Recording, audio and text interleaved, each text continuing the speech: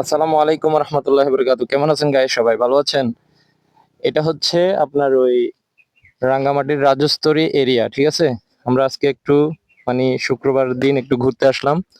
তো বিশেষ করে আমি একটু আপনাদের মাঝে এটা দেখানোর চেষ্টা করতেছি যে আসলে রাজস্থলীটা আসতে হলে আপনার অনেক অনেক রিস্ক নিয়ে আসতে হবে। যেমন বাইক, বিশেষ করে বাইকের যে টায়ার আর ব্রেক, হ্যাঁ, সবকিছু একদম ওকে করে আসতে হবে, বুঝতে পারছেন?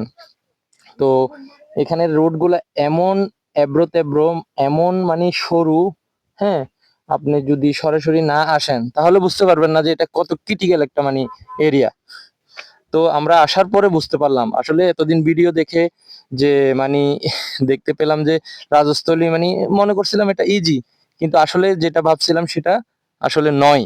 তো বিশেষ করে কখনো যদি আপনারা রাজস্থলীতে আসতে চান তাহলে বিশেষ করে আপনার বাইকের যে টায়ার, ব্রেক, ইঞ্জিন অয়েল সবকিছু একদম ইয়ে করবেন। তো সো গাইস, আমি এতটুকু পর্যন্ত আপনাদেরকে বোঝাতে চাচ্ছি। আর বিশেষ করে দেখেন, রাজস্থলী এরিয়াটা খুবই একটা সুন্দর, একটা খুব সুন্দর একটা ভিউ। তো আপনারা চাইলে এই যে দেখেন, একটা রুট একদম পাহাড়ের উপর দিয়ে সরু প্রান্ত হয়ে একদম সোজা এসে একদম আঁকা বাঁকা একদম। আর আমাদের কাপেলা হচ্ছে, কাপেলার মধ্যে এই যে বাইকগুলো, এদের সাথে আমরা একসাথে এসেছি।